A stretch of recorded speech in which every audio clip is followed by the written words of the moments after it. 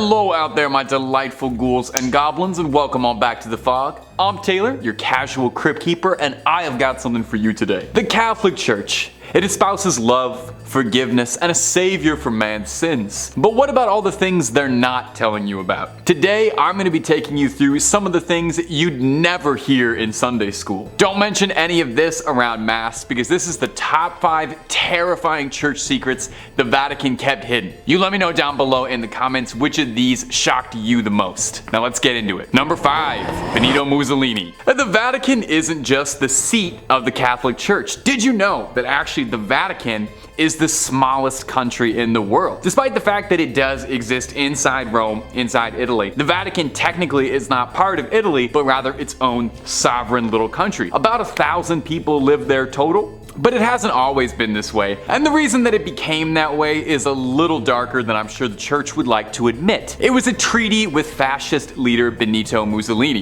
In 1922, Mussolini and the National Fascist Party came to power in Italy, crushing democracy and putting up a pretty hostile dictatorship in its place. In 1929, Mussolini and the church came together to have a little meet and greet and sign a treaty, granting the church status as a private enclave, a sovereign state inside of Italy. Mussolini wouldn't bother the Vatican, and they wouldn't bother him. Mussolini even paid out a massive settlement, which the church invested and is believed to be valued at around 780 million US dollars, alongside tax exemption and priests getting a nice salary from the Italian government. All of those benefits you can thank a fascist government for. Perhaps most illuminating, however, was a clause that protected the Vatican's dignity, meaning as part of their laws as a sovereign state, they were allowed to arrest and try anyone who criticized the people and the church. In exchange for signing this treaty, the Catholic Church publicly supported the fascist dictatorship and was recognized as Italy's official government. The Vatican's own newspaper printed shortly after the deal went down, "Italy has been given back to God and God to Italy." And they only have the support of someone who is involved in hundreds of thousands of deaths to thank. And if you're looking for way more strange, true things out of history, conspiracies about the Catholic Church,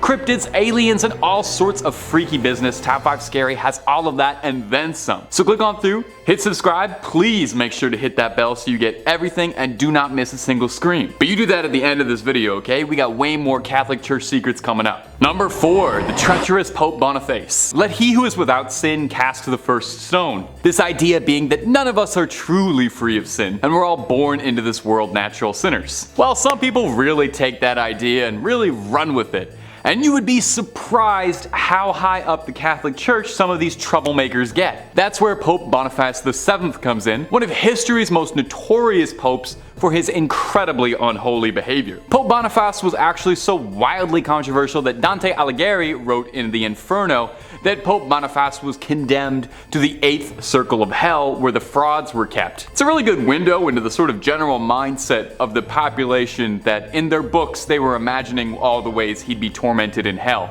And as a quick aside, for the comment section, Dante's Inferno, is that history's first fan fiction? There's a very serious argument to be made that it is. Anyway, Boniface saw the destruction of Palestrina, a city that had already peacefully surrendered and submitted, but that wasn't good enough for the church. Palestrina had already been burned to the ground, and goofy old Pope Boniface ordered that they plow it down to the dirt and soil to ensure that absolutely nothing of the city remained standing, a real salt-of-the-earth approach. He was definitely a guy who loved his neighbors. He really loved his neighbors, in the sense that the vow of celibacy that men of the cloth have to swear to, Boniface didn't really, believe in at all. He was alleged to engage in all kinds of parties with all manner of bedroom companions, having once stated that he felt intercourse with younger people was as natural as hands rubbing together. A really, really great guy all together, and he also loved building statues of himself all the time, so he was very prideful, which that's the worst sin of them all, really. Number 3, Galileo. Science and religion do have a place alongside one another in the world, I think. Now, science and religion have had a complicated history, they've never quite seen eye to eye, kind of always furrowing their brows and glaring at each other through the hallways, but one could never truly disprove wholly the existence of God through science, and I think science can illuminate and shine new light on ways to glorify religion, right? Maybe? Well, not particularly. As one could imagine, there's a great deal of difficulty the church has with science. In 1633, Galileo Galilei, the renowned astronomer, made himself an enemy of the Catholic Church and God for having the unbelievable, blasphemous, heretical viewpoint that the Earth orbits the Sun and not the other way around. Now, Galileo didn't quite have it all the way, since he did posit that the Sun is the center of the universe, and he wasn't super right about that, but hey, give the guy a little credit. He was doing all this before the TI-84, okay? He was just looking up in the sky making all these guesses. Pretty smart guy. Was doing better than most astronomers out there. Now, for this most heinous, disgusting, unbelievably sinful crime, Galileo was arrested and put on trial, where 10 cardinals sat before him passing judgment and trying to decide how best to punish this disgusting heretic, floating some fun ideas like imprisonment for life, torment, being burned at the stake. Again, this is all because Galileo suggested how the planets work, and he was mostly right about this, which is important to hammer home. Eventually, Galileo renounced his beliefs, saying he was wrong and he was getting up there in age and didn't want to spend the rest of his life suffering. So in an act of true humble forgiveness, the church instead decreed that instead of being burned or anything, Galileo be condemned to spend the rest of his days in his home, which he did until his passing. That'll teach him. Now eventually, obviously, the church kind of had to walk back some of that treatment of Galileo. In 1992, they spoke out saying that maybe he was kind of technically right about like a few things here and there, and mumbled out an apology like a schoolyard bully being forced to say sorry by the teachers. Sure, it was about 350 years too late, but I bet Galileo probably really appreciated it and would have loved to have known how vindicated by history he would have been. Number 2, the wild and wacky life of Pope Benedict IX. Over the years, there have been many controversial popes. I mean, there's a bunch on this list already. In fact, you'd probably find more popes are wrapped in controversy than you might imagine. Now, it's pointless to compare sins on any sort of moral scale as to who's the most evil or the worst pope, but it's hard to argue that few of them got up to as much chaos and trouble as Pope Benedict IX, who was one of the wackiest, most notorious popes out there. He once sold the position because he got bored of it. It's said he began his pontification when he was a young man because his wealthy family just wanted it, and that was like a thing you could do back then. If you had enough money, you could just bribe the church and ask that your son become pope. Benedict loved the lifestyle and behaved the way Joffrey Baratheon would, you know, kind of really letting the power get to his head almost immediately.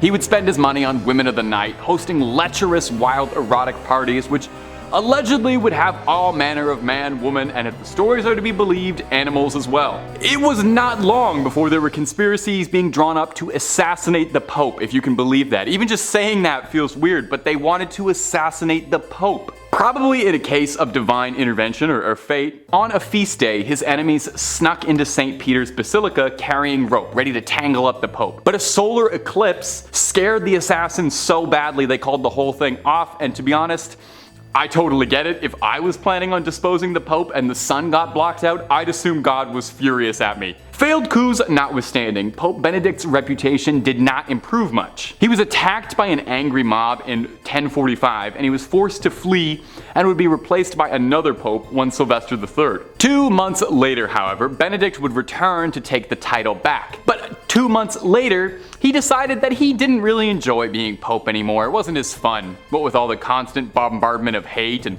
failed attempts on his life. So he sold it to his godfather for what amounted to nearly $30 million. Imagine buying the Pope. Imagine buying being the voice of God.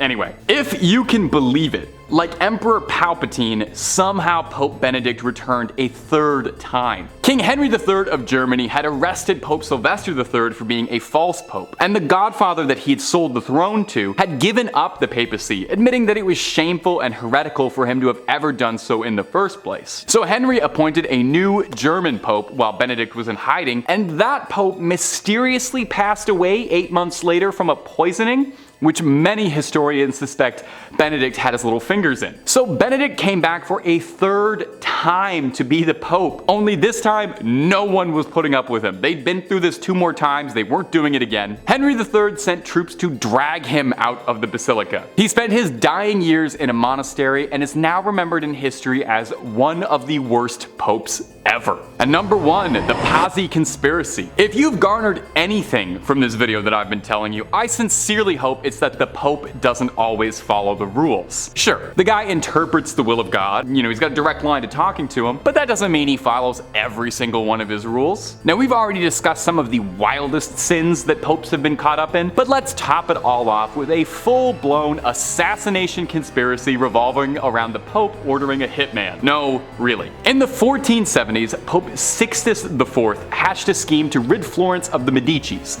the most influential family in the country at the time, rivaling the church. The Medicis had served as the bankers for the papacy for generations, and as such were loaded. Pope Sixtus kickstarted this conflict when he changed the Medicis over as the bankers to the Pazzi family, who were more loyal to him. The Medicis didn't want to pay to help the Pope claim the town of Imola, which the Medicis themselves wanted to lord over. So with these in the way, the Pope thought that something had to be done about these meddling Medicis. So Sixtus contracted 2 assassins to carry out the plot against Lorenzo and Giuliano de' Medici during Easter Mass on Sunday, which just feels unbelievably disrespectful if you're the Pope, You can't talk in church, but you can orchestrate a political assassination. That's fine to do on Sunday, on Easter Sunday? Now, if you're sitting here listening to this and you're kind of scratching your head because you feel like all of this sounds a bit familiar, imagine you have a white hood on and you're jumping into a bale of hay, because this was a driving plotline in Assassin's Creed 2,